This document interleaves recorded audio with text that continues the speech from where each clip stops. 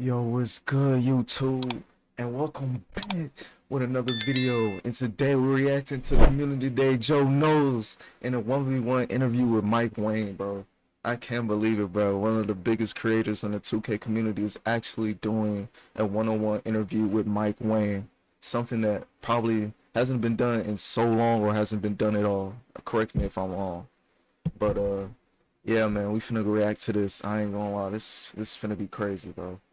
Let's get right into it. Hey, David, he looks like he has a blue outline. Is it just the monitor? It's probably just the peaking. It's his aura. Okay. Yeah, it's his aura. Let's get right into it. One of the biggest talking points from last year's game, the RNG in shooting. What can you tell us about shooting this year, and can you compare it to a past 2K?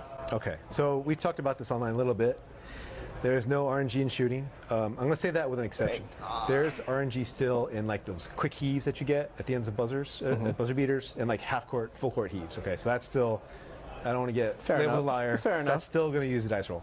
But everything else is straight green windows, pure green windows.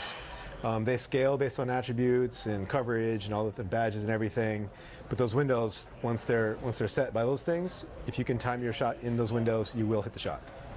Okay, so everything is true except when just like 10 seconds on the clock, like at the buzzer beater. Okay, that's cool. I can live with that. I just been on mid because when I hit my bro 25, bro, I better not, bro. So theoretically, you can time your shot in those windows. You can shoot 100%. You can shoot 100%. Yeah. So compared to past 2Ks, that one's hard to answer because we really have never done this before. The closest was probably 24. 24 we had a pure green window, a little bit larger one, but that one even had RNG on the edges. So what happened there is like, it was a really, really tight window that most people probably couldn't hit consistently.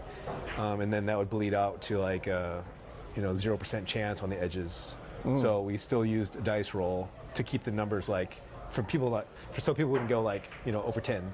They would at least hit some shots if they were kind of sloppy on their timing. Right. So that was the idea there. So you'd say it's like a more skilled-based 2K24 shooting? Yeah, absolutely. If you are crazy good at shot timing, and you take good shots, you're going to destroy people. You're going to separate yourselves from other players. Absolutely.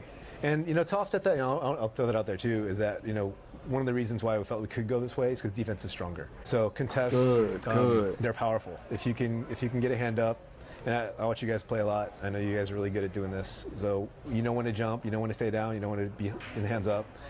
People who master that, they're going to be able to ding these shooters hard enough where it's going to be such a hard window to hit that consistently at least that you're going to keep the percentages down. So I'm not too worried because at least all the play tests we've been having, we're getting good numbers. So we'll segue into shot contests then.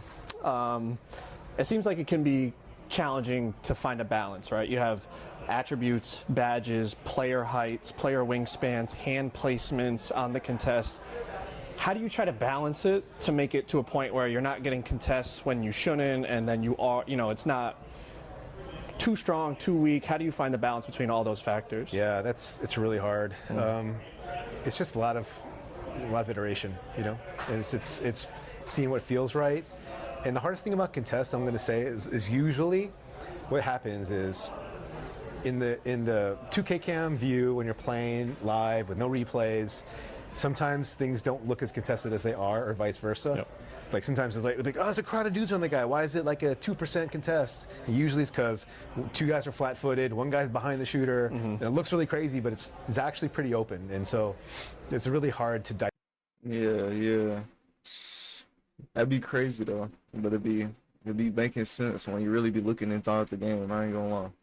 dissect, every little clip. If you were to freeze frame it at the point of the release, it's actually... You can kind of see why the game is saying this is not a heavily contested shot. Even though to your eyes, in real time, in the heat of battle, it might look contested. Yeah. But yeah, it's really just a lot of balancing and trying to make it so that, everything is a factor. We want people to invest in good perimeter defense or interior defense on the inside. We want to make sure that, height is effective, wingspan's important. All those things got to be important. Right. And not, overpower each other. Staying on the topic of shooting, rhythm shooting was added to 2K25. You've already talked about how rhythm shooting is different this year, and we kind of need to recalibrate our brains in terms of how to think about it. You've also talked about how you want button and rhythm shooting to both be viable options. What are some factors you would say people should consider when they decide if they want to shoot with the button or with the stick? It's going to be labbing, I think. It's going to be finding the shot that works for you and finding out like what you're good at. Because it's, I guess my analogy, maybe it's not a good one, but it might be like if shooting with the button is like shooting a free throw, and shooting with the stick is like shooting a deep three-pointer with maybe a slightly larger basket.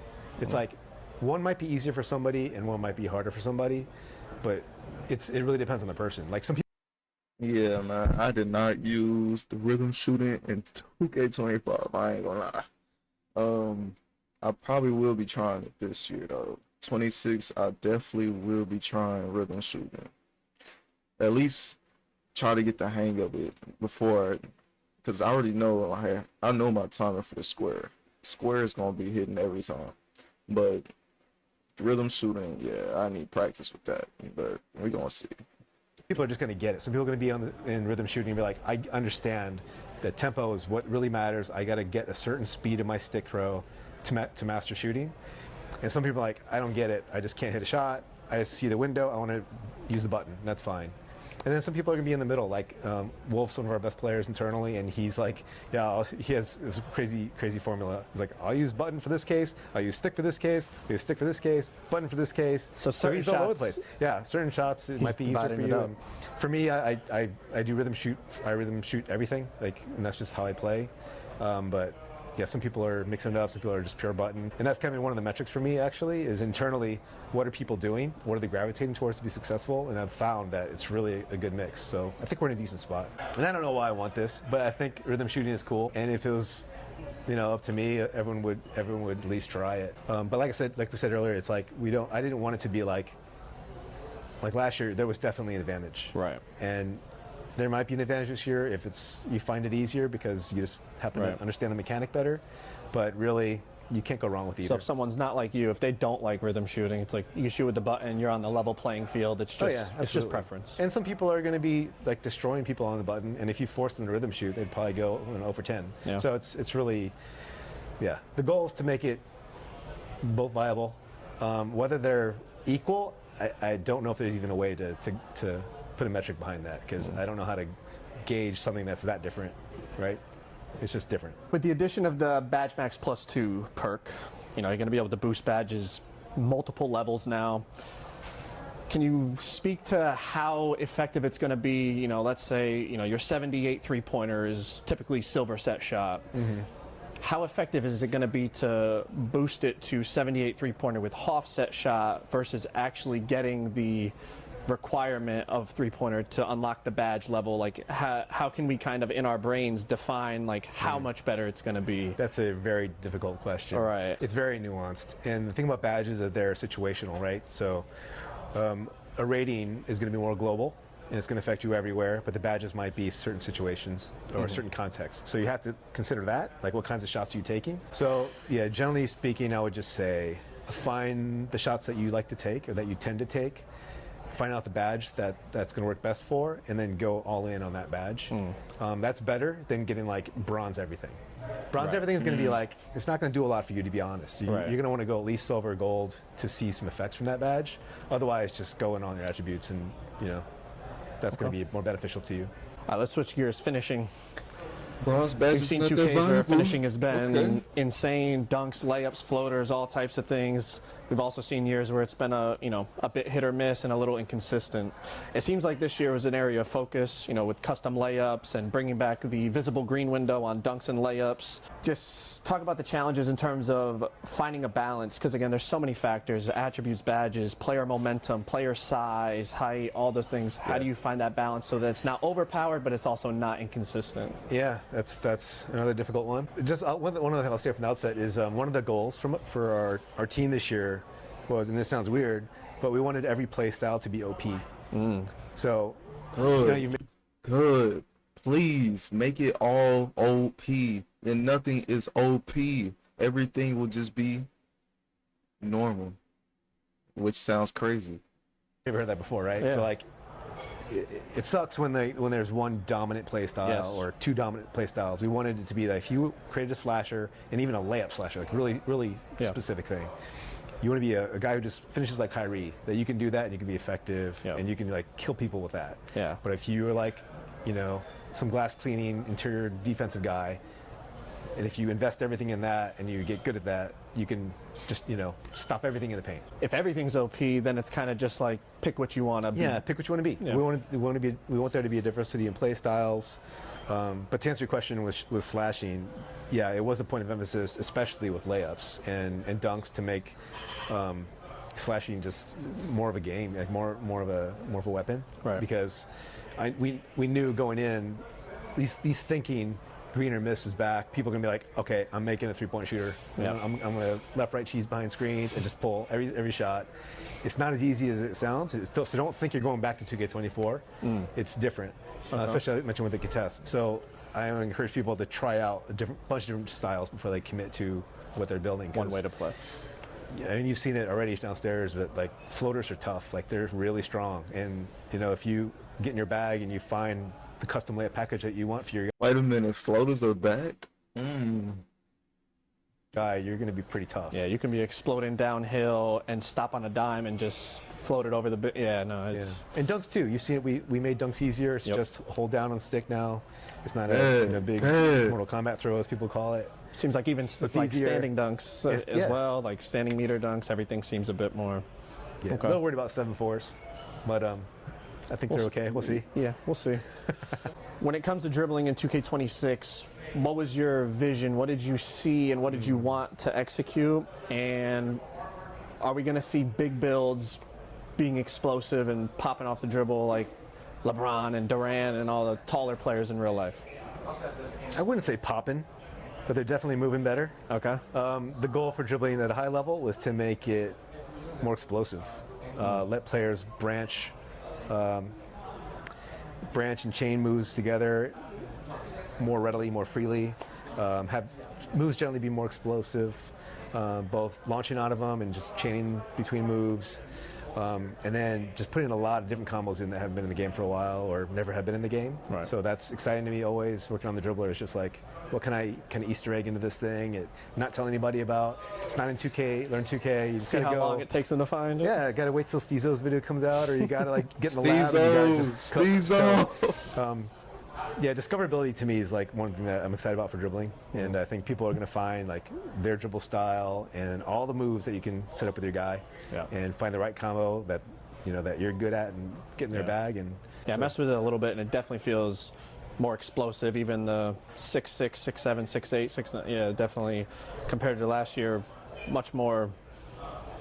I know you said not poppy, but I would describe it as more, burst. yeah. Yeah. Shout out to Shay, our cover guy, because a lot of his animations are pretty tough.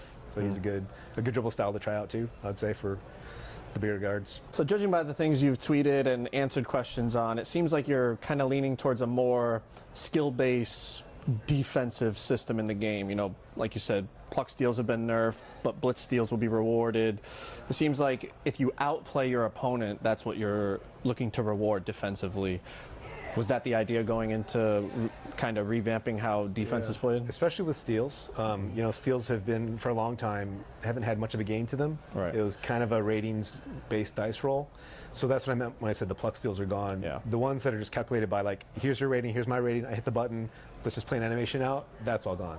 So actually you guys inspired me a lot. Watching Black Market play and watching like Bauer play defense, I call him out. I guess it's all you guys, but especially Bauer, and like how good he is at anticipating and cutting the dribbler off. I wanted that to be the game.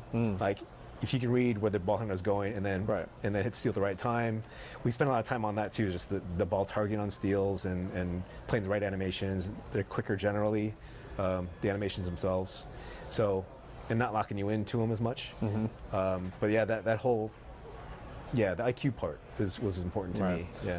Actually having some stick skill to be rewarded for a steal instead of just, like you said, pressing a button and the game gives it to you. Yeah, and that was, like I said, the top of the thing is like that was across the board, right? So, but especially with defense, steals, blocks are the same way. We didn't want to just be like, Thank you. Thank you. It sounded like it's gonna be a good 2K. I can't lie. Okay, your rating's good. You block everything. Right. It's got to be. You got to time it. You got to read. You got to know when to jump, when to stay down. Those kinds of things. I saw some people follow up that they were concerned, like, oh, so what's the point of even going high steal? From my experience playing 2K, the higher your steal, the better reach animations you get. Not just plucks, just better, quicker reaches. You recover faster instead of getting into a long, kind of stumbly reach animation. I'm assuming that's consistent this year. Yeah, and you even have like, we actually have different collision radius with the hands based on your steal rating. So there'll be times where, like, if you're the ball and I have a lower steal rating, if I get like right on the edge of it, and I'll miss it. But that extra couple of like sometimes inches or less than inches can make a difference between a steal and not a steal. So that stuff's all impacted by your steal rating. So there's reason to invest in steal, especially if you want to be a lock or a two-way. You're going to need it. You touched on it a little already in terms of the build and play style diversity you're looking to create. Is there anything else gameplay-wise that you would say you're hopeful creates that diversity in 26? Besides the builds themselves and the takeover system, I think I mentioned on Twitter, we opened up some of the requirements too for like dribble styles and for dribble moves. That so the rule kind of was, if it was like an 80 rating requirement, and you were like, it was like for swings only or for smalls only, that got moved to both. So that's kind of the rule. So I know people were saying like, okay, well that means that like LeBron can get Kyrie's moves, and that's not how it works. Right. Kyrie's still going to be limited to the small guards because it's such a high rating. Yep. But yeah, opening some of that up is going to, I think, hopefully create some build diversity, or give people options at least. Like if they're only choosing a small guard because they want a certain dribble move style or a certain move itself, maybe they can open that up to a 6'5" or 6'6" now, or 6'7", something like that. Big shout out to Mike for sitting down with me. But if y'all want to check out this gameplay in action, click that. Yo, I'm hearing good things. I ain't gonna lie. But make sure y'all like and follow. And I'm out, man. See y'all in the next one.